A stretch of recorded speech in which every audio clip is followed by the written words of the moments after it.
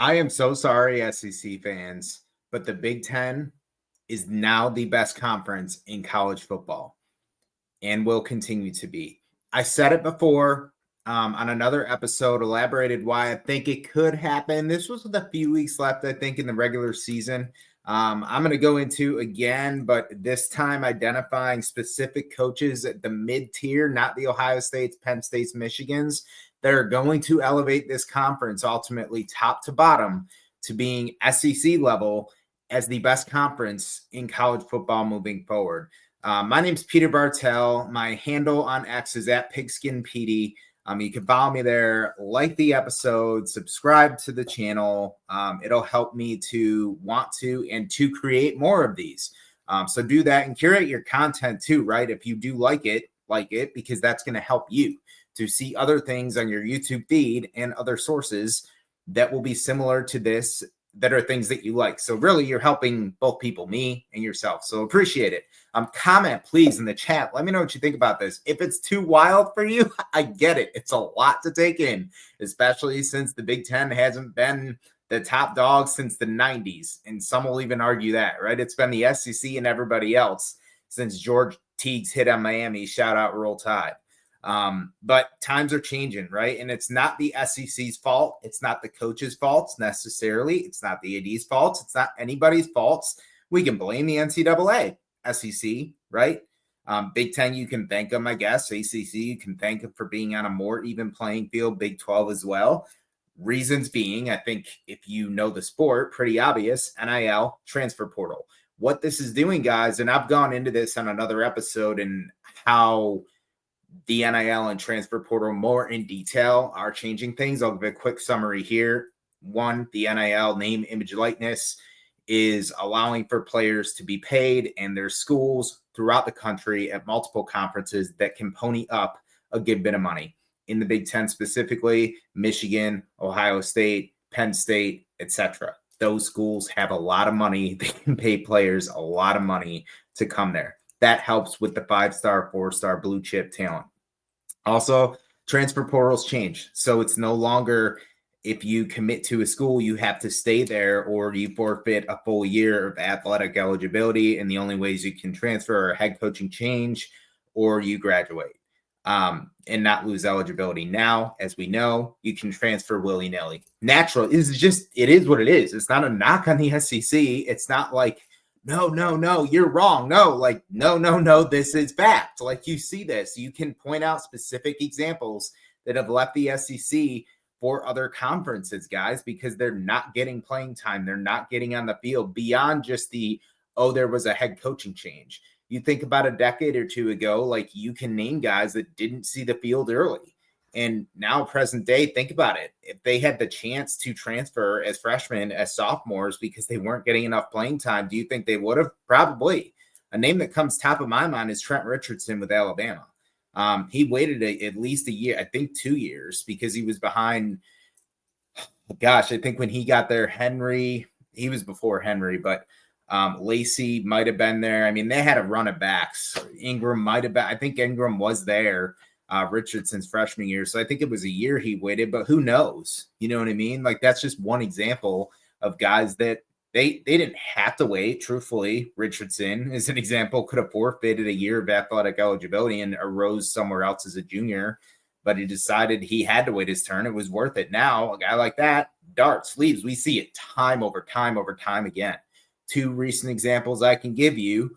One, Evan Stewart, the former Texas A&M 5-star receiver, transfers to Oregon, so outside the SEC. 2, Quinshon Judkins, Ole Miss, running back, led the SEC in rushing as a freshman, transfers to Ohio State. That's part of the reason. Again, that's a quick summary on why the SEC is no longer top dog A, but also the Big Ten is elevated. The main reason I want to go into here is coaching as well. And mind you, yes, the SEC is still going to have the most draft picks. Yes, this and that. Like, here's the thing. That's not going to be like an automatic light switch, right? The transfer portal didn't start and NIL didn't start the way it is now, the models they are now, transfer portal, until a few years ago. What I'm saying is look at the percentages over the next 2 years, and that's something I'm actually going to analyze and look into this year. what's the percentage of SEC players being drafted, which is projected to be the conference with the most drafted still, compared to other conferences, and how does that compare percentage-wise, numbers-wise to previous years? I would venture to guess heavily. It is no longer the SEC has X percent over the next highest conference. I would predict that percentage gap is going to close, and next year it will be closed even more, and next year it's going to be closed even more, and then you're going to see that. If that's how you deem who the best conference is, that's fine. You can call the SEC the best conference because they have the most NFL draft picks. It doesn't mean they haven't won. They have not won the last 2 national championships, and heck, they're not even appearing in the national championship game this year. And last year they didn't either, right? So this year they had you can argue, well, last year there was only 4, Georgia didn't get in, like all that. I get that. This year you can't argue it. You had 3 or 4 teams in. They had Tennessee, Georgia, Texas. I think we're the only 3, and 0 for 3. Texas made it the furthest, and they were, I mean, people argue that like it's year 1 in the SEC, and they were your best representative, made it the furthest. So there's just like, it's not like gonna happen instantly where like with the draft, for example. But what I'm saying is it's definitely coming. It's inevitable. It is what it is. So I wrote down a lot of notes here, a lot of good stats I'll get into with you guys. But man, these names. So obviously, every conference has their top coaches, their top dogs. You look at the ACC, you got Mario Cristobal right now, Dabo Swinney, Fran Brown has Syracuse on the rise, Mike Norvell minus his 2-10 season maybe. But the ACC has some. Kenny Dillingham in the Big 12. Kalani Sitake has BYU on the rise, surprisingly, because he hadn't done well, honestly, before that. The Big 10, the obvious Ryan Day, James Franklin. In the SEC, Kirby Smart, and then whatever name I say next, Sarkisian, Kiffin is going to get arguments from people. So feel free to put it in the chat if you want to nitpick that. That's fine. I just threw out some names. I'm just saying none of those are horrible, right? They weren't like Mississippi State record, Vanderbilt traditional record, right? These coaches have done better than that. That's my point. So in the Big 10, again, Ryan Day, James Franklin, I think you can name, and previous to this year, 2023 National Championship head coach with a potential asterisk. All good fun. Relax, Michigan. Chill. I just called you the best conference. Had Jim Harbaugh last decade, so he's had them on the rise. I'm actually excluding those is the main reason that it's going to be the best conference. Dan Lanning is also now in that because they added Oregon. SEC fans, if you want to get upset about, well, that's only because they added a team. Well, you added Texas, so congratulations. I'm also still high on Venables. You added Venables in OU. So there is those, like, yeah, you have 3 teams now because Michigan, I don't think, my opinion, excluding Michigan, Franklin, presumably there to stay. Ryan Day, I think he may leave, honestly. I'm doing another episode on that and the why.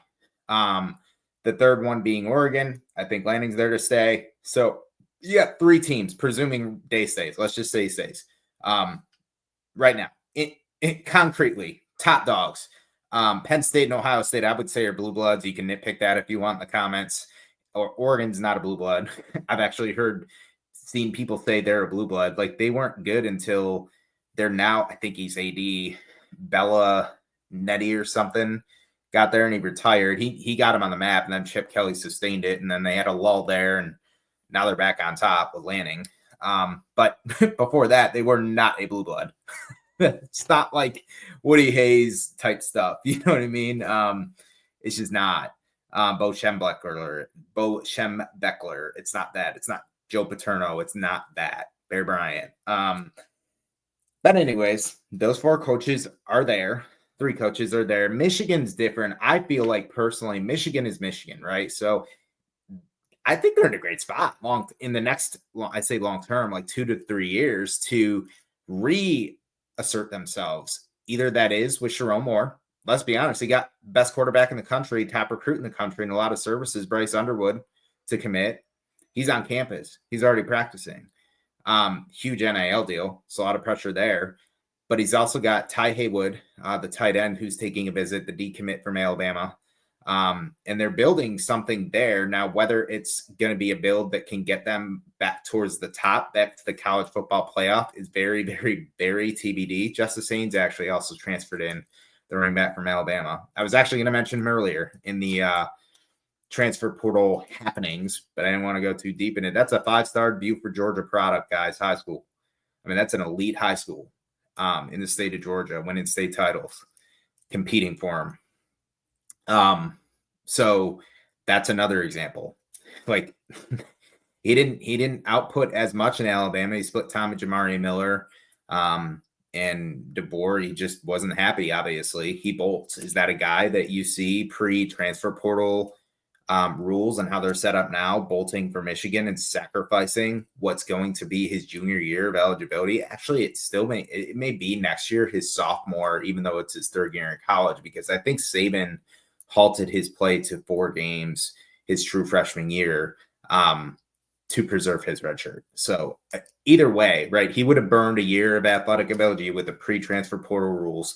Now he doesn't. And that backfield with Khalil Mullings and Donovan Edwards is fully vacated now at Michigan. So he's going to be the guy. And I'm sure there was a selling pitch by Moore, like good on Moore. And Moore's an O-line coach traditionally. Like that's exciting. I'm just talking about this and thinking about these things. Like that could be a very positive thing, actually. In Michigan, we have to see how the cards lay out. If it doesn't lay out, knock on wood, and Wolverines fans favors, that's okay. Like I said, you are Michigan. You will pay whatever you need to pay, those boosters, those alumni, whatever they need to pay, the administration, to get the next best person in seat, the next Jim Harbaugh that's going to bring them back to national prominence. They had tough years with Brady Hoke, Rich Rodriguez. Sorry to bring it up, Wolverine fans. They don't want to go through that again, right? They're going to find the top guy if the top guy indeed is not Sharon Moore. It is what it is. Now, you can split hairs. I know people being the mentions, well, they're going to have this, violations against them and everything coming up from that that thing this past offseason. Heck, I just threw up the asterisk, and I can't even remember the guy's name that was at the center of it, the Michigan guy on the Netflix show. By the way, he was Bryce Underwood's high school coach. So kind of neat connection there. Neat, depending on what team you are. So, but anyways, those are the obvious teams, right? Like, and you can counter that. Like, we'll just go SEC comparing the two, because I think inarguably those are the top 2 conferences, 1A, 1B in college football right now. And they may be 1A, 1A if that's how you see it, or it may still be the SEC. I'm here to tell you what I think. I think it's the Big Ten. And I've had a really nice Big Ten fan. Her name is Carol Bucks, Caro Bucks, I think 2 on X. She disagrees with me. She thinks it's still the SEC. So shout out. I always love engaging with her in spaces. So she's very fair, obviously. She's an Ohio State fan. Most are not. So respect. Yeah, I mean, you see on the counter, right? The SEC, you can argue like Kirby Smart, Steve Sarkisian, Lane Kiffin, like they're good, but Saban's also not there. Brian Kelly has underperformed for not only his standards, but LSU standards. I mean, he lost 4 games in year 3. That's concerning. Like, that's not, then you got the recruits, you got the QBs, like that's just, and Denbrock left him. So that hurt for Notre Dame. And we see where Notre Dame is now. So anyways, that's just the top. So the names I got here, and I'm going to spit into stats with each of them. Greg, these are the reasons. 1, 2, 3, 4, 5 reasons, mid-level coaches, that the Big Ten is now on the rise. And I'm going to name the guys they replaced, which is also telling. Greg Schiano at Rutgers, Luke Fickell at, I almost said Cincinnati, at Wisconsin. That took me a minute. I had the name written down. I don't know what, but anyways, Luke Fickell, Wisconsin. Brett Bielema, Illinois. Matt Rule, Nebraska. Kurt Signetti, Indiana. Apparently, I had to write down these team names. I usually know it, obviously, but I was like blanking on Rule and Fickell there for a second. So cool. It's Wednesday. Happy Wednesday, hump day. So I'll go into each of these and kind of note, not records as much, but highlights of each, and I always do a playful color code. This is Indiana Hoosier red, so shout out to the Hoosiers, not on the basketball court right now, but on the football field. It's interesting. Think about all the teams, guys. Comment if you can think of many. Tennessee's one, but not a lot of clubs are at any given time good at both basketball and football. It's interesting. It's usually one or the other. Like Indiana, traditionally, the Hoosiers are a basketball school, basketball state. Right now, it's the opposite. Michigan, I think they're decent at basketball right now. They're not at football. Ohio State's sucking at basketball. They're great in football. Syracuse sucks in basketball. They've been good under Boeheim. They're doing great in football. So, anyways, interesting. But some coaches and schools, mind you, mid-level, I'm not going to mention that to me are still TBD. PJ Fleck, I was in on him after rode the boat at Western Michigan. Then after he kind of tailed off at Minnesota, I was out on him. And now I'm kind of back in after a somewhat resurgence this year, resurgence enough where he kept his job, right? Because I think inarguably he was on the hot seat going into the year. And then Jonathan Smith is going into year 2 at Michigan State, seemed to really start to turn the corner with the different energy in that club in the second half of the year. Came from Oregon State and did well there. So we'll see. Those are TBD. So I'm not including those, mind you, in these 5. But Greg Schiano I am, and the others I mentioned. So I'll get into like notations with each of those. Mind you, so Schiano's had 2 stints as a head coach at Rutgers. The first one was from 2001 to 2011, and I'm looking on Sports Reference for this info. He then departed for the Tampa Bay Buccaneers in the NFL, came back to college. So mind you, this is 2 stints. It took him, guys, and Rutgers was in the basement like it was when he got there a second stint. It took him 6 years to get them to 11-2. That is partly because any coach needs time, regardless of the school, to rebuild. If you're doing a rebuild, you're doing a rebuild, right? To get it back to where you are. Also, I think a larger thing of that is it's freaking Rutgers. That's not a football powerhouse. That's not traditionally somebody that cares about football as a school. As a Syracuse fan, I remember rolling over them in the 90s. Like every time we knew Rutgers was going to be a home game, you knew you were going to see the walk-ons play. I mean, we shellacked them every time. It's just what it is. Like until Ray Rice got there, basically, Schiano got there, they were a doormat. I'm looking back historically at the records before Schiano got there. They had a winless season in 97. Their last winning season, they've had one before Schiano got there and got them their first winning season, or their first, winning season in 2006. They won 11-2. That was year 6 for him when he really got that thing rolling. Their last winning season was 1992. Doug Graber was the coach. So yeah, I mean, he's done well there. It just takes time. It's the same with Rule and these other guys I'm going to mention. Like, look at all their records. Like, man, it's not like an instant, like, oh, suddenly you get there and you're like putting out talent. No, your recruiting has to build, the trust factor from the players has to build, your reputation has to build, your brand has to build, coaching prestige, all that, right? You play a video game, you see it. Your school has a certain rating for different areas like academic facilities, wins, program prestige, coaching prestige, and that stuff doesn't build up until you've been there a bit. Once Schiano was there for a bit, he built it up. After that, he had 3 seasons of 8 wins or more, and then he dovetailed his dovetailed one year, did good the next, dovetailed the next.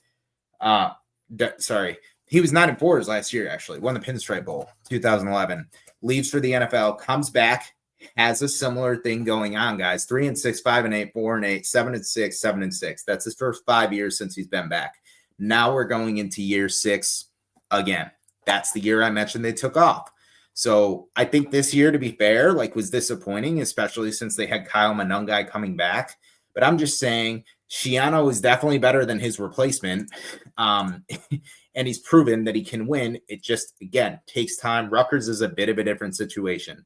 I want to mention all of these replacements as well, because I think it's important to compare. When I'm calling these coaches mid-level coaches, I don't think these are mid-level coaches. I think these are great coaches that some of them will become considered elite coaches in the Big Ten in college football, but they've taken over mid-level at best, what's seen as mid-level programs for the Big Ten. Rutgers is not that, right? Going back to their Big East days, they've never been a mid-level Big East team. They've never been a mid-level Big Ten team. Indiana, you can put in that same boat until Cignetti just got there, right? So I'm just saying the coaches that they are could be great. Will elevate the conference. The teams are mid-level at best. Not Ohio State blue blood, not Michigan blue blood, not Penn State blue blood. Does that make sense? So good. I said good like I could hear you. Like this is recorded. So anyways, comment in the chat for sure. But as we go along, like I said, Chris Ash is who he replaced, by the way. Schiano. Chris Ash went 8-32 in 4 years at Rutgers. So talk about tearing a program down that Schiano had tried to build up. Kyle Flood, who's now at Texas, was there for a stint as well before that. But man, so not only does Rule have to like get his own stuff in, like he's seriously got to do a rebuild. Like, how do you trust any coach or program? You going into homes and those guys look at you and saying, dude, you've won 2 games in the last 2 years as a program. Obviously, it's not a Rule, but that's what he had to rebuild. So an improvement. All of these coaches are improving upon who their predecessor was. So Schiano, we got that down, right? The next one, let me get to it. Luke Fickell. Many may remember Luke Fickell from Ohio State. He was their DC during the Jim Tressel era. And then that thing with Tressel happened, right? Remember, Tressel got let go late in the offseason because of the off-field stuff. They were selling memorabilia, the players were, in exchange for tattoos, money, etc., their rings. It's just wild that Tressel, it's a what if, right? Tressel actually had an 83% win percentage at Ohio State. Once he got it rolling, he was rolling. Shout out Maurice Claret, shout out Troy Smith, shout out David Boston. If you know, you know. Boston was his. I just ruined my flow if he wasn't, right? Comment in the chat. I think Boston was his. I'm not going to look it up. I want to do an episode, though, by the way, on the top 5 players of Ohio State. I got lined up, and then I got Georgia Tech lined up, too, just to rank them. Let me know if you want your team on there. Just shoot me a message on X. I'm glad to throw it together and have you on as a guest, too, to present it yourself. I'll share my counter, but you guys are more knowledgeable about your own teams. I'm a fan of college football in general. So all right, Luke Fickell, right? So they actually made him the interim at Ohio State in 2011 after Tressel exits, because at that point, like all the hot names for coaching are locked up. He goes 6-7, not fair at all. Not his players, not a full recruitment cycle. I'm sure he lost some guys off that team after the head coaching change. I don't remember. Comment in the chat if you do. That could have hurt Ohio State as well. I don't even want to say he was fired because he was an interim, but anyways, they departed ways. And then was that when who took over? I'm gonna feel so dumb after I see who took over for him in 2012 because it's freaking Ohio State. Everybody knows Ohio State. It was Urban. Duh. Like I said, I'm gonna feel so dumb. So I don't name call, but I'll name call myself on that one. That's crazy. But Urban takes over, right? And him and Day, actually, Ryan Day, current coach, had parallel win percentages. But Fickell is, I think he went to Cincy the whole time after as an assistant, maybe a DC. And then he took over in 2017 when Brian Kelly left for Butch Jones, was after Kelly. Butch Jones left for Tennessee's job. Goes as the head coach at Cincy in 2017. And the notes I have on him took him till year 3 to get to 11 wins. So note that, right? Because right now at Wisconsin, like it's 7-6, 5-7, doesn't look great. And the narrative right now is, well, he didn't really have a good quarterback at Wisconsin. He had Tyler Van Dyke, who didn't do well, and then he got hurt. And then I think he was on like a true freshman who didn't really produce at all. and B, his record regressed. I looked. So year 2 at Cincinnati, he won 11-2. He started to get good, but again, like his combined record, his first 2 years at Cincy was 15-10. He was 12-13 his 2 years at Wisconsin, but it's Wisconsin. It's the Big Ten. It's harder when you don't have a quarterback. So I'm just saying, look out for this one. I'm not as confident as I was on him preseason. There's a fan that I dialogued with who is not sold on Fickle at all, said he doesn't have the resources at Wisconsin, etc. I am very intrigued in staying tuned because I appreciate counter logic to what I'm thinking. I'm looking at record at Cincinnati, and I tend to do that, right? Like, oh, this coach did good at this group of 5 school. He can do well at the next step up at Wisconsin. But I do appreciate that mindset of like, well, didn't have the resources to compete. So we'll see. I'm intrigued. And so far, like, I think that statement, I forget what fan it was, but it was made like early season, mid-season-ish. Year 2, they proved to be right. Touche. 5-7 is not a successful season. Let's see. Wisconsin for quarterback 2024. I want to see who they got. It's a name. I remember. I know they signed a big 4-star. Maybe they didn't get a transfer, but they definitely signed a big 4-star recruit, I think, who decommitted from Michigan. They pulled him out of the state of Florida, I want to say. So we'll see on Fickle. That's TBD. Again, not as high on that one, but yeah, we'll see. Brett Bielema is the next one. This one I am absolutely very, very high on. And by the way, I'm going to revert back to Fickle. At Cincy, it is worth noting he took over for Tommy Tuberville. And Tommy was there for 4 years, 9-4, 9-4, 7-6, 4-8. So he regressed at Cincinnati. Arguably, Fickle had to rebuild that up, right? And it took him only 2 years to do it. So Wisconsin was in a bad place too, to be fair, when he took over. So it's not like he, took over something great. Brett Bielema, love Bielema, always have. His teams at Wisconsin, you probably remember the name Russell Wilson mostly. Who was this quarterback the year they won the Rose Bowl, but they went to back-to-back Rose Bowls, by the way, in 2010, 2011. They were crushing it with Bielema. Remember those massive offensive linemen. He runs between the tackles well. Monte Ball was one of the running backs. Melvin Gordon was another one. Those are the two, I think, most popular. He had it rolling there. Seriously. So then he goes to Arkansas, right, and regresses. Didn't do great there. His best season was 8-5. Ultimately gets fired after 2017. Resurfaces now at Illinois, and he's been in Illinois. This was his 4th year.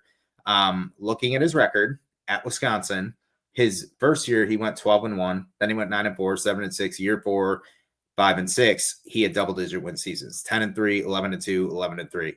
That's the type of season I expected this year out of Bielema. And that's what he got year 4 at Wisconsin, at Illinois. 5-7, 8-5, 5-7, now 10-3. Also, he has Luke Altmaier, quarterback, who was an Ole Miss transfer. Altmaier was Corral's backup. I think it was 2021 when they played Baylor in that bowl game, and Corral got hurt again. Corral was gutsy that whole year, but he had an ankle thing, so Altmaier came in. To me, it looked serviceable. I was like, oh, cool. This is the future because Corral's out eligibility. Like, this is cool to see. And then Kiffin goes in the portal, and no knock on Kiffin. I mean, Jackson Dart had a very good career as quarterback for 3 years starting. But that prompts Altmaier to transfer. Altmaier ultimately surfaces at Illinois and showed out this year, 10-3. Awesome season. So,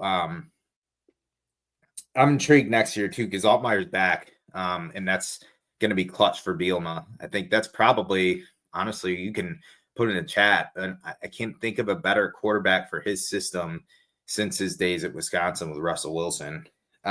So, yeah, I mean, he's a good coach. So we'll see what happens, but I love his style as well for the Big Ten. I think that matters, and people don't realize that it's a thing. Like, you want to look and compare his Arkansas tenure. Like, I get that for sure. He regressed. He tried to try something. He pulled the Brian Kelly, basically. That's essentially what Brian Kelly did. He said, well, I proved it at Notre Dame. Notre Dame's an independent, though. Same geographic area, Big Ten country. And he said, well, I want to try an SEC school. Arkansas is not as much of a prestigious name as LSU, but still, it's a challenge, especially at the time period that Bielema took over was in Saban's heyday with Bama. I mean, they were rolling. LSU was rolling really good at that time. And Arkansas is in the West. What was the West when they had divisions? So, he did his best he could. I think what to be fair would be the comparison to his tenure at Illinois, or his tenure at Wisconsin. Sorry, not Arkansas. So we'll see with Bielema. Ultimately, to be fair, too, like, Illinois is a doormat in college football traditionally. No knock on Illinois fans. It is what it is. They've had some great basketball teams. Again, usually you're good at one, not the other. Lovie Smith, Bill Blackman, Ron Zook, Ron Turner. I'm sure I'm giving Illinois fans nightmares with these names of head coaches.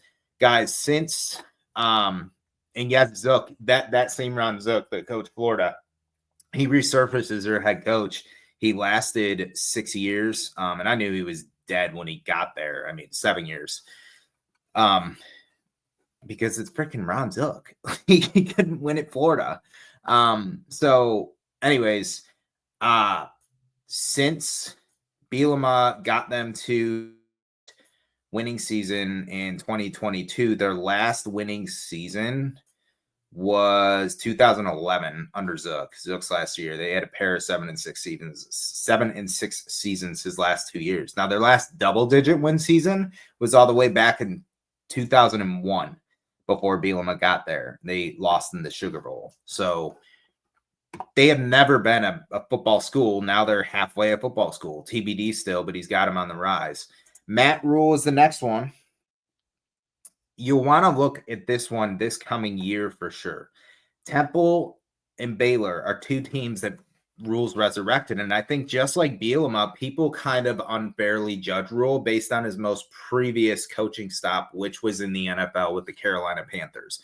What you need to judge him by is how he did good and how he did in college. You don't judge Bobby Petrino by what he did with the Falcons. You don't judge Nick Saban by what he did in 1 year with the Dolphins, right? You judge them by their college stops, where they were. Bobby Petrino, Louisville, Arkansas as a head coach, Saban, LSU, Bama, the main two schools that he's judged by. So similar with Rule, like, that's ultimately what you need to do to be fair. God, the guy turned around Temple. Temple was Rutgers level when they were both in the Big East. And they were worse. Like, and it's tough to recruit there. Like, they are bottom of the basement.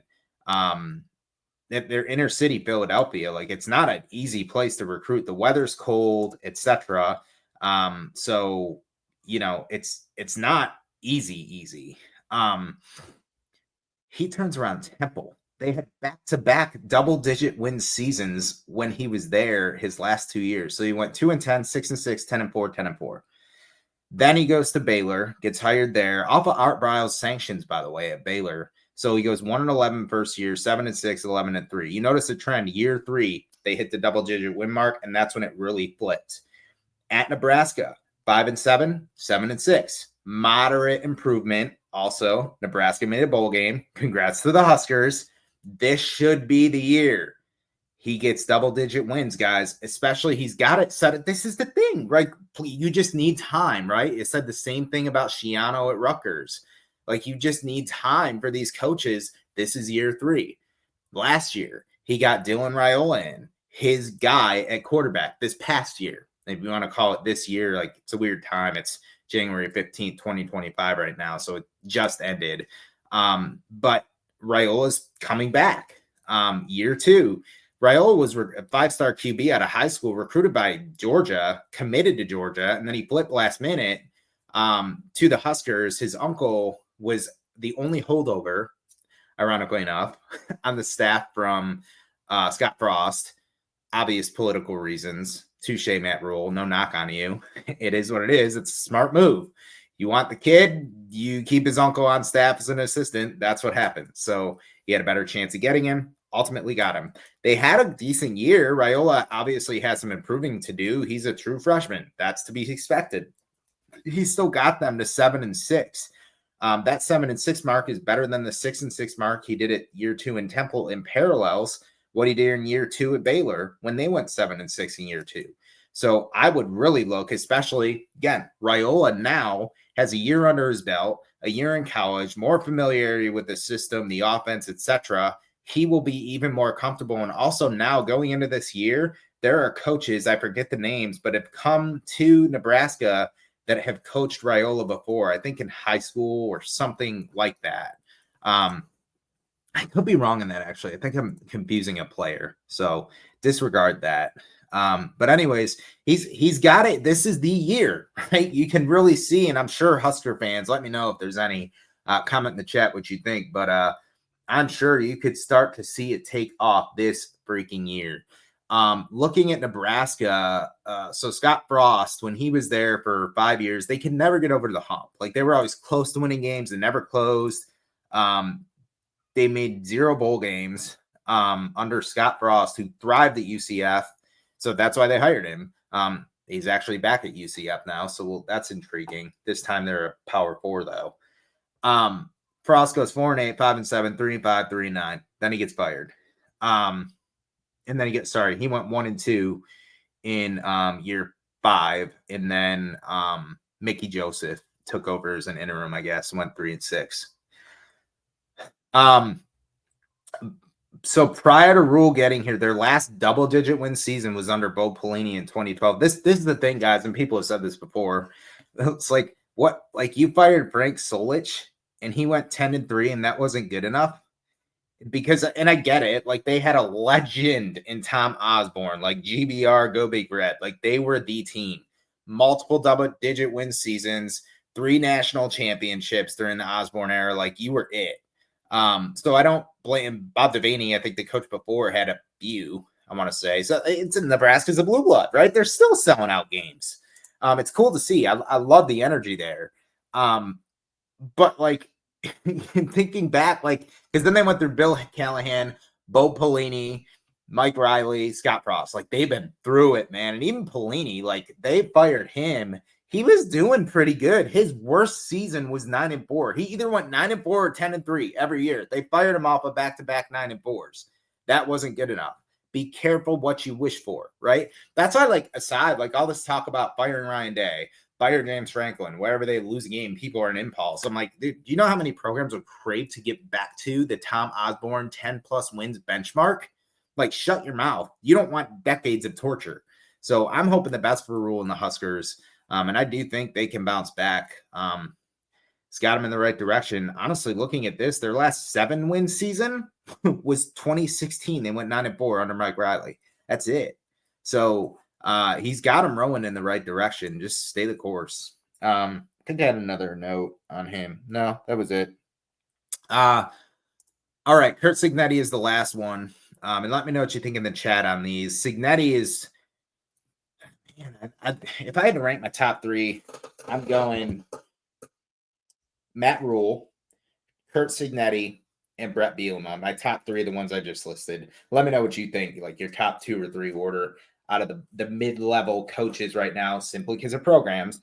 I hate that too. I just call Nebraska a blue blood, and Nebraska fans are probably the most up in my mentions and comments right now. Like, you just called us a mid-level program and we're a blue blood lately. Let's not disagree on that. I think anybody could agree on that. Do I think Nebraska, though, is a traditional blue blood football program? I absolutely do. I'm a historian. Shout out Scott Frost, quarterback, Eric Frost, quarterback.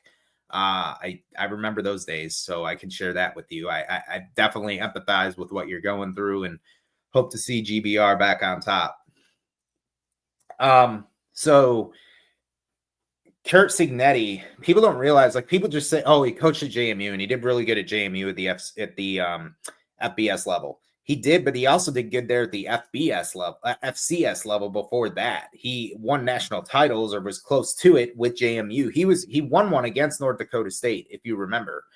And then also before that, he was at Elon, which he resurrected that program. Ironically enough, he actually knocked off and ended a streak of JMUs while he was head coach at Elon, which propelled him to the JMU job at the FCS level. So people think he's only like rebuilt or succeeded at a program once in Indiana. He's actually done it multiple times.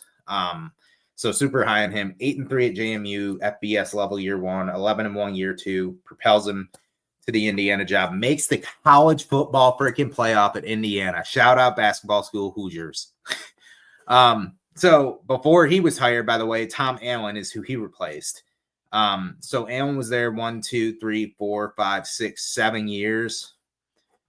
Let's see what Allen went. Allen went 33-49. So, and Nebraska's not Nebraska. Indiana has never been good. Like ever. They are a basketball school. Like we said, their last double-digit football season before this year with Signetti, they've never had one in their history. Scrolling real quickly through, I see a few 9s, a few 8s. They went 8-5 under Tom Allen in 2019. I thought Tom Allen was going to be the answer. I think they hired him from Northern Illinois. He was not. So people know him now from like Penn State. He just had a good year as their DC. Now he just took the Clemson DC job, lateral move pretty much, maybe a pay increase.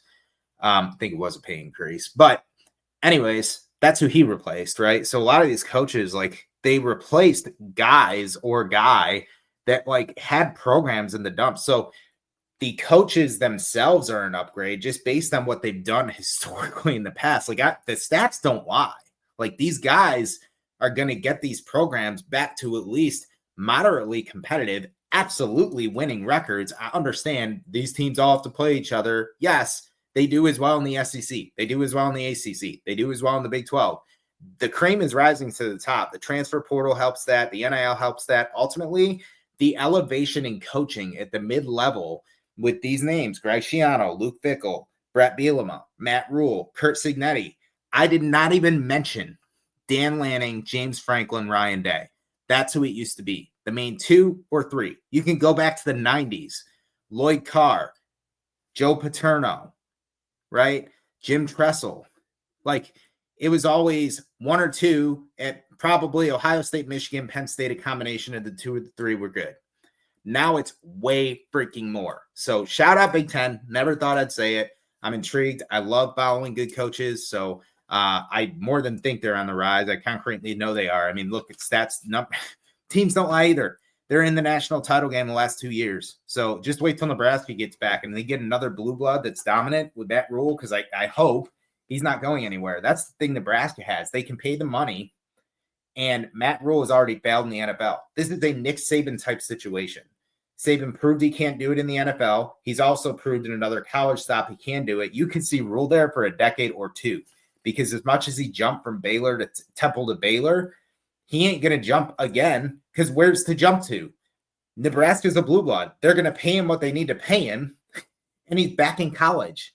And he's not going to get another NFL job because he failed in the NFL. So that lure is now gone, if it even is a lure. So good stuff, guys. Let me know in the comments. I know I went long on this one, but I wanted to get this out, why I think the Big Ten is the conference now, not even in the future at this point. I think these playoffs proved it.